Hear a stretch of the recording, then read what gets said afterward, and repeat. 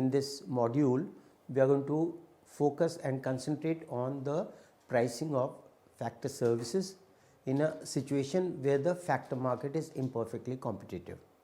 We can talk about various implications of an imperfectly competitive factor market. The first thing we need to understand is, when is the factor market said to be imperfectly competitive? In a situation of imperfectly competitive factor market may arise when there is a single buyer, we call it monopsony. That means the firm has complete control over demand for the factor.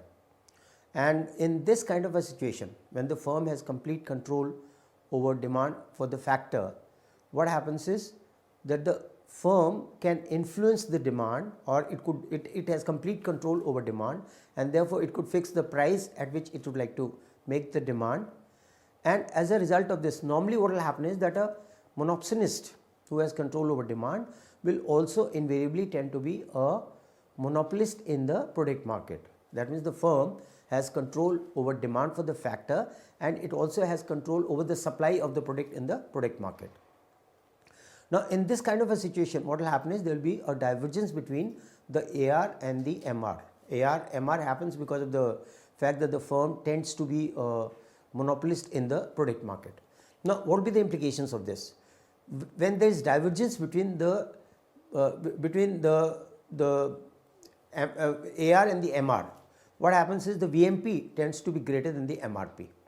So, essentially, the point which we are trying to make is that in a situation where the factor market is imperfectly competitive on account of the fact that one of the firms has complete control over demand, or if it is not one of the firms that has complete control over demand, it is quite possible that a group of firms may join hands to form themselves into a monopoly kind of a situation on the demand side. We call it an oligopsonic kind of a situation.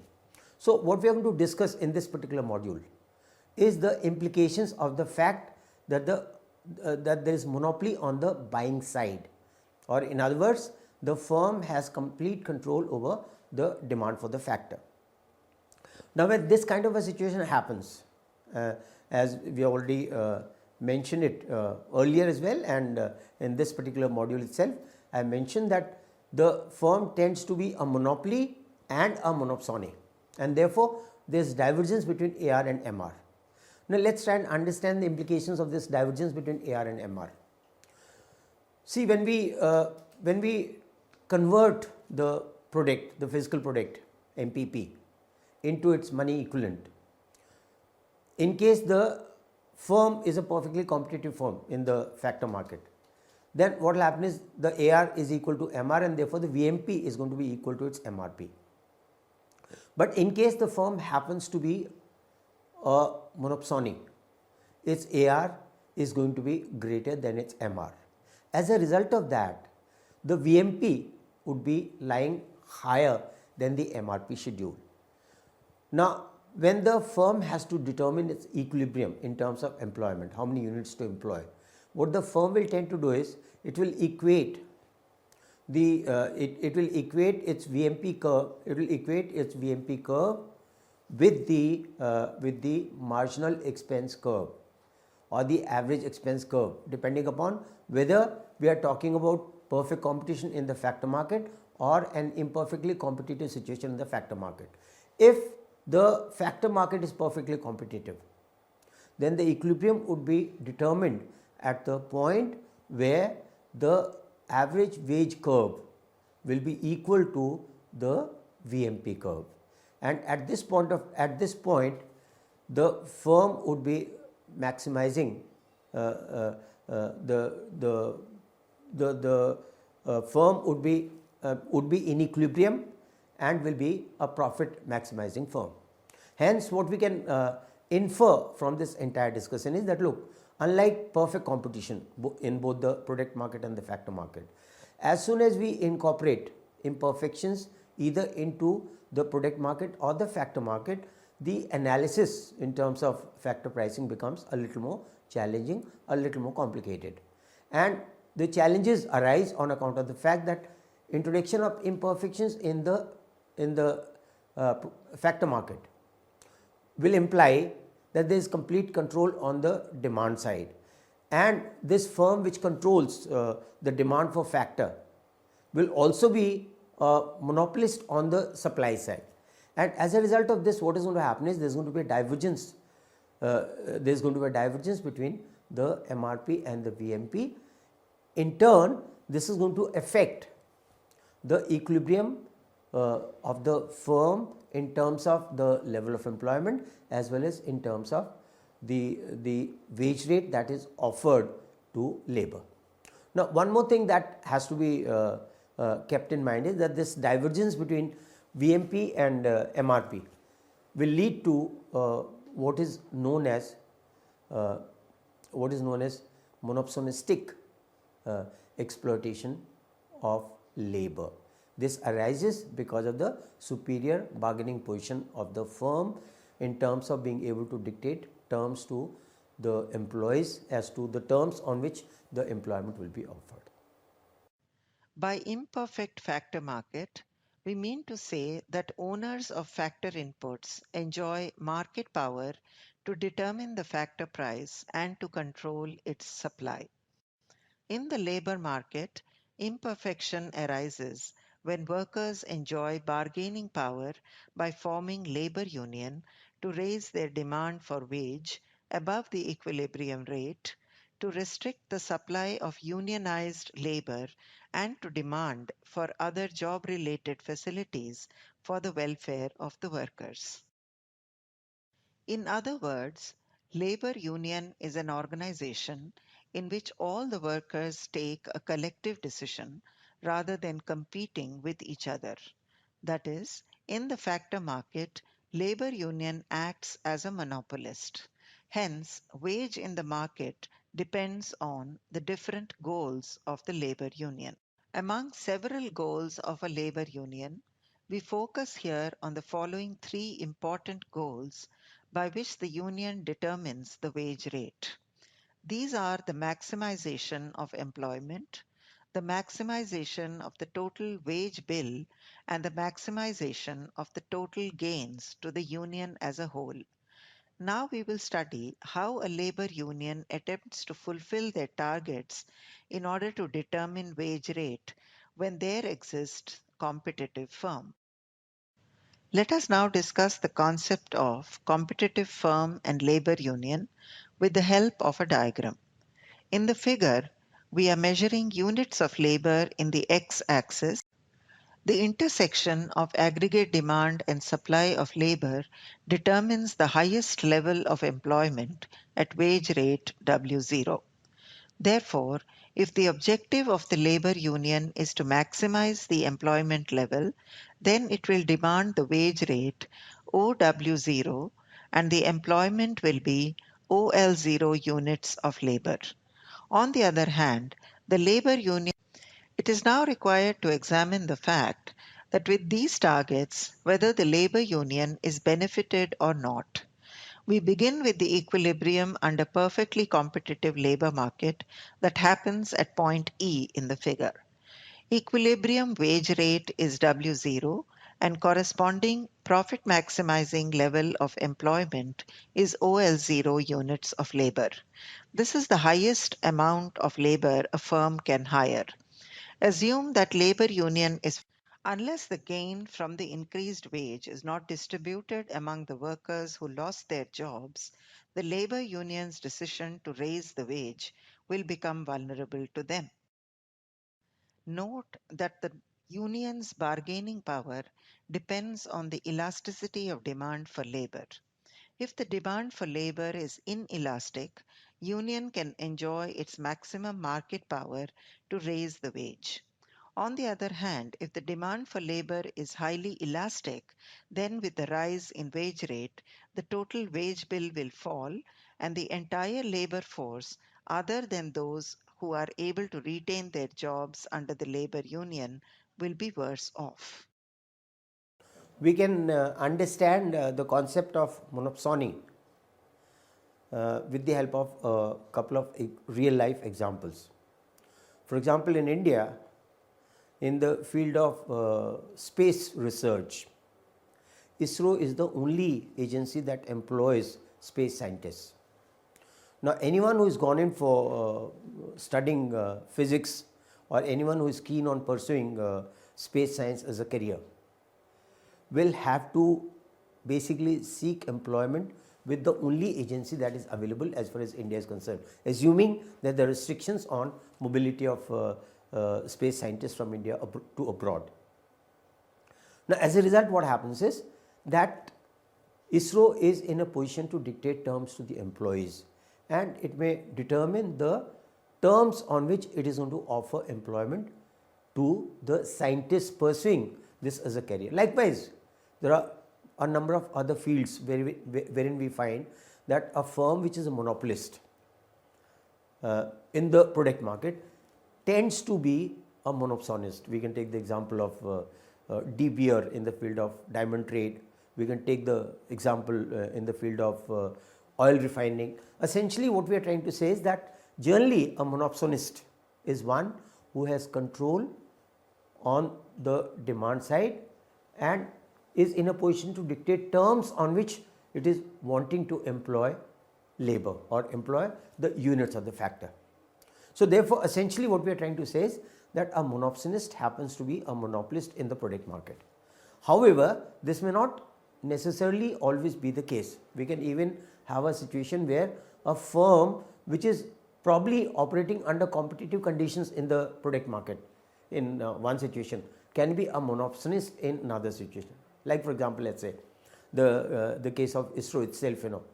Now ISRO in the domestic market happens to be a monopsonist and has a monopoly over the terms on which it is going to offer its services, satellite services to the domestic telecasting broadcasters. But when it comes to ISRO offering terms to the telecommunication industries abroad in the international market, then ISRO becomes not a monopoly, but it becomes a competitive firm, meaning that as far as offering the satellite services to the rest of the world is concerned, or as far as ISRO offering the launch facilities to the international clientele is concerned. In the domestic market it may be a monopoly, but in the international market it will not be a monopoly, but it will probably be operating under competitive conditions.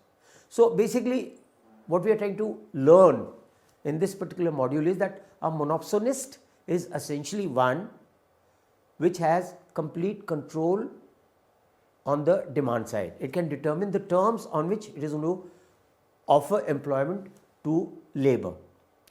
And usually we would say that a monopsonist happens to be a monopolist in the product market. However, we are saying, we are also at the same time conscious of the fact that there could be exceptions to this particular situation, and the exception that we are citing is that if the firm is operating both in the domestic market as well as in the international market, then we could get into a situation where it may be a monopolist in the domestic market, but could be operating under competitive conditions in the international market. And essentially what we are trying to say is that introduction of monopsony into the analysis with regard to factor pricing will imply that there will be a divergence between the VMP and the MRP, and this divergence will lead to exploitation of labor. When a firm enters in the labor market as single buyer or monopsonist and the labor market is unionized, exploitation of labor cannot be fully eliminated. However, the additional exploitation due to the monopsony power of the firm can be eliminated. This implies that monopsonist exploitation will be reduced to monopolistic exploitation. The labor union cannot remove monopolistic exploitation. The presence of both monopsonist firm and labor union in the factor market implies that there exists bilateral monopoly situation, and consequently there will be indeterminacy of wage and employment. A labor union can either increase wage rate or increase employment to increase its total wage bill. In order to avoid the indeterminacy problem of pure bilateral monopoly situation, we assume that the labor union will not maximize its total gain, rather, it will focus to attain the above said two alternative goals. Assume that initially there is no labor union and therefore the equilibrium is attained at point E, where MEL curve intersects the MRPL curve as shown. The monopsonist firm will now hire OLMS units of labor and will pay wage WMS. Now assume that labor is unionized and assume also that the goal of labor union is to maximize the level of employment. The union therefore sets wage rate W bar M at which the MRPL curve cuts the SL curve. Since below W bar M, workers are not ready to work, the supply curve of labor becomes kinked curve WMBSL, while now the labor union wants to achieve the goal of maximum wage at initial level of employment, LMS, by setting the wage rate equal to W bar U as shown. At this higher wage rate, the supply curve of labor W bar U ECSL becomes kinked at point C, and there is resulting discontinuity at MEL curve. It is divided into two discontinuous parts, WEC and GMEL. The equilibrium is hence, it can be concluded that when there is single buyer firm in the labor market, the labor union can attain higher wage at the expense of lower employment. The benefits of this higher wage enjoyed by all members of the union depends on the elasticity of demand for labor. The labor union can eliminate only the exploitation solely attributable to monopsony power of the firm, but cannot eliminate monopolistic exploitation of labor. Let us now recapitulate what we have learned in this module. Imperfect factor market means factor can affect the factor price. For instance, if laborers are unionized, the union will act as monopolist in the labor market and determine the wage rate. A labor union has primarily three goals. 1.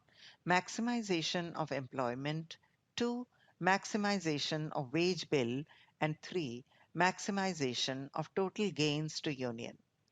When product market is perfectly competitive, labor union can fulfill any of these goals. When there exists labor union, a competitive firm will face kinked supply curve of labor as labor union sets the wage rate. The union's bargaining power depends on the elasticity of demand for labor. If the demand for labor is inelastic, union can enjoy its maximum market power to raise wage or vice versa. In the interaction with monopsonist firm, labor union can only be able to eliminate the labor exploitation solely due to monopsonist power of firm and not the monopolistic exploitation. A labor union can either increase wage rate or increase employment to increase its total wage bill. With some assumptions, we have concluded that when there is single buyer firm in the labor market, the labor union can attain higher wages at the expense of lower employment. The benefits of this higher wage enjoyed by all members of the union depends on the elasticity of demand for labor. The labor union can eliminate only the exploitation solely attributable to monopsony power of the firm, but cannot eliminate monopolistic exploitation of labor. The role of trade unions that we have been talking about will be affected by the kind of market structure that we have in our mind. Like for example, one of the ultimate objectives of the trade unions is to reduce oblique eliminate exploitation. And in economics, when we talk about exploitation, Mrs. John Robinson has talked about two types of exploitation. She talks about monopolistic exploitation and she talks about monopsonistic exploitation. Monopolistic exploitation arises because of the fact that the firm is a monopoly in the product market and is able to overcharge the customers because the AR is greater than the MR. Monopolistic exploitation arises because the firm has complete control over demand for the factor, as a result of which its VMP, the VMP is greater than the MRP is on account of AR, MR, and the fact that AW, MW, there is a divergence between the AW, MW, that is because of monopsony. So, essentially what we are saying is that the objective of organizing trade unions, or one of the roles that the trade unions want to play, is to reduce or eliminate exploitation, which is either monopolistic in nature or which is monopolistic in nature. What studies have shown is that as far as the monopolistic exploitation of labor is concerned, trade unions are not in a position to succeed much over there, because that is something which can only be overcome through strong, powerfully organized consumer resistance movements. Trade unions have only a very limited role to play there. But as far as monopolistic exploitation is concerned, in the context of monopolistic exploitation, which arises essentially because the firm is a monopolist, the trade unions try to counter the superior bargaining position of the firms because of their control over demand. They try to overcome this through their control over supply, and the trade unions essentially try to make sure that more and more of labor is supplied either at higher and higher prices, or alternately is supplied at a price which has been determined after proper negotiations with the trade union body, and this negotiation happens through a steep collective bargaining agreement. So, essentially one of the roles that the trade unions can play in the context of the equilibrium of a firm is to act as a custodian of the interest of the workers in terms of maximizing employment, in terms of maximizing revenues, or in terms of maximizing the total wage bill. Also, in this context, it has to be kept in mind that in third world countries where the workers are paid a wage rate which is below a fair wage rate, forget about the wage rate being equal to the contribution of the workers, it is below the fair wage rate, which does not even ensure a certain minimum standard of living to its members, the trade unions have to play a role either in terms of pressurizing the government into granting a minimum wage rate to the members. They also have to ensure and act against the fact that the workers are not retrenched. However, the extent to which the trade unions will succeed in any one of these situations, it has to be kept in mind, will depend upon the elasticity of demand for labor. If and only if the demand for labor tends to be inelastic, will the trade unions succeed. Otherwise, they will fail to realize their conflicting goals. The instruments employed by trade unions to achieve their goals have differed from one country to another country. Like for example, in the entire Western Europe and in America, they have relied through the measures to control supply of labor. But in countries like Japan, they have essentially focused on measures on the demand side.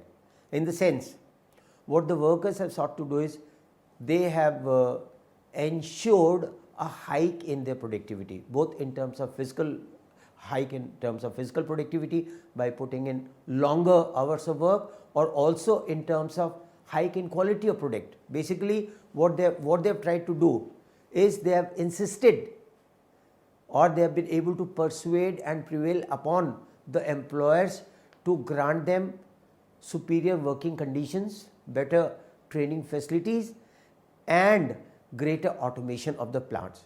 And it would be interesting to know that the sharing of hike in productivity that has followed on account of this has been quite significant and substantial in countries like Japan. So, in the context of experiences in Japan, the trade unions have operated not through their control over supply, but in terms of the ability to shift the VMP curve, or in other words, in the ability to increase the demand for labor. And this increase in demand for labor has been through a rightward shift in the VMP curve, and this shift in the VMP curve has been achieved through essentially higher productivity levels, and higher productivity levels have been attained through a more understanding approach both on the part of the workers as well as on the part of the employers. So, what are we trying to essentially say is that, look, we can have generally trade unions putting pressures on the employers through control over supply of labor, or they could also do so, but that of course is an exceptional situation. They could also do so through the focus on enhancement in their productivity and shift in the VMP curve. But the more common methods that have been employed by workers the world over have been focused on control over supply, and this control over supply has been ensured and enforced through harsh collective bargaining measures. Now I think it should be fine.